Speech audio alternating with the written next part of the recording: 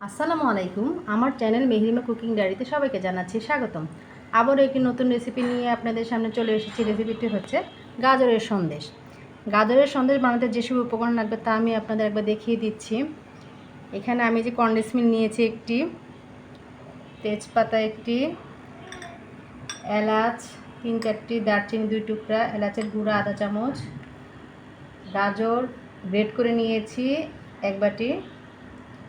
এখানে আমি 2 কেজি দুধকে ঘন করে এই যে অল্প পরিমাণ করে ফেলেছি। আর কর্নফ্লাওয়ার দিব 2 চামচ, গুঁড়ো দুধ দিব আর ঘি দিব। এই গাজরের সন্দেশ এখন কিভাবে বানাতে হবে তা আমি আপনাদের দেখিয়ে দিচ্ছি। এই যে আমি ফ্রাই প্যান কড়াইটি চুলায় বসিয়ে দিয়েছি, গরম হয়ে গেছে। এখন আমি ঘি দিয়ে দিব 1/2 কাপ।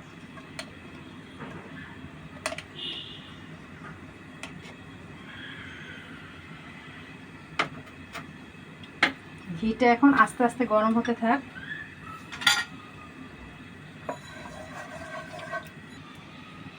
এখন আমি এই যে একটা তেজপাতা ফোড়ন দিব, এটা আমি একটু ভালো মতো ভেজে নিব। তেজপাতাটা ভাজা হয়ে গেছে ভালো মতো ঘির মধ্যে। এখন আমি এই যে গাজর কুচিগুলো দিয়ে দিব। এটা আমার সময় ফ্রোজেন করা ছিল। এখন গাজর কুচিটা এইভাবে দিয়ে আমি ঘিয়ের মধ্যে ভালো মতো নাড়তে থাকবো কিছুক্ষণ।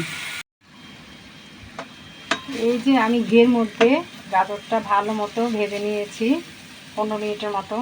এখন আমি এলাচ আর দারচিনিটা দিয়ে দেবো, দিয়ে আবার কিছুক্ষণ নেড়ে এখন কনডেন্স মিল্কটা দিয়ে দেবো।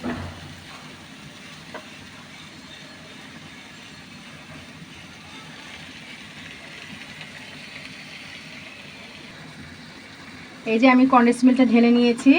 এখন আমি ভালো করে আস্তে আস্তে নাড়তে থাকবো কিছুক্ষণ।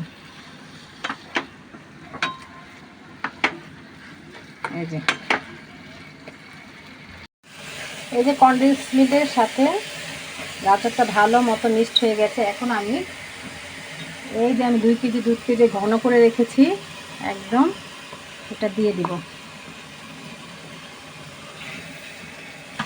দিয়ে আবার কিছুক্ষণ নেড়ে নিব।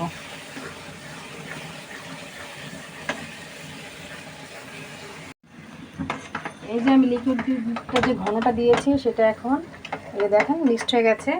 এখন আমি একটু কর্নফ্লাওয়ার দিয়ে দিব, 2 চামচ কর্নফ্লাওয়ার দিয়ে দিব, যেহেতু আমার কাছে ক্রিম চিজ নেই।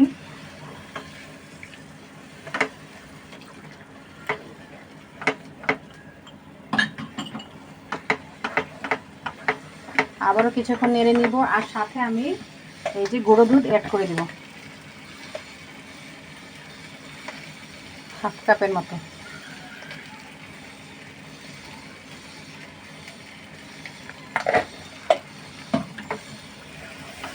এখন আমি ভালো মতো জালটা কম আছে আবারও কিছুক্ষণ নেড়ে নিব জমাট না বাঁধা পর্যন্ত।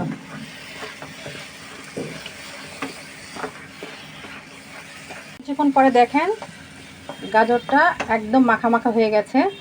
এই যে কড়াই থেকে আলাদা হয়ে গেছে, এখন বুঝতে হবে যেটা হয়ে গেছে প্রায়। এই যে এখন আমি এলাচ গুঁড়োটা দিয়ে দিব 1/2 চামচ, দিয়ে আমি 1 মিনিট পর নেড়ে তারপর ট্রেতে নামিয়ে পরিবেশন করে দেখাচ্ছি আপনাদের। আর তেজপাতাটা নামানোর আগে যে তেজপাতা এলাচগুলো ফেলে দিতে হবে।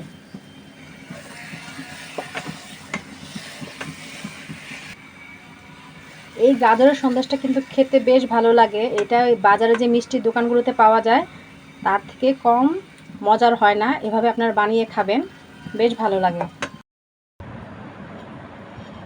এই যে আমি প্লেটে ঘি ব্রাশ করে নিয়েছি। এখন আমি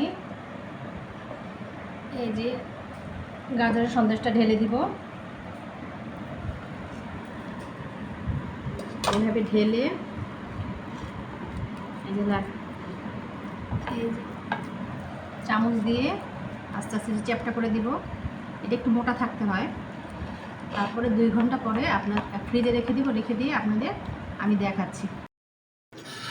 এই যে আমি 2 ঘন্টা পরে ফ্রিজ থেকে গাজরের সন্দেশটা বের করে নিয়েছি। এখন আমি এই যে ছুরি দিয়ে কেটে দেখাবো। ভালো একটা স্মেল আসছে,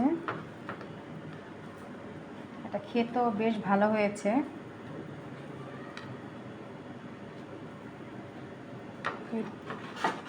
এই যে এভাবে কেটে আমি এখন পরিবেশন করে দেখাবো। তৈরি করে ফেললাম গাজরের সন্দেশ।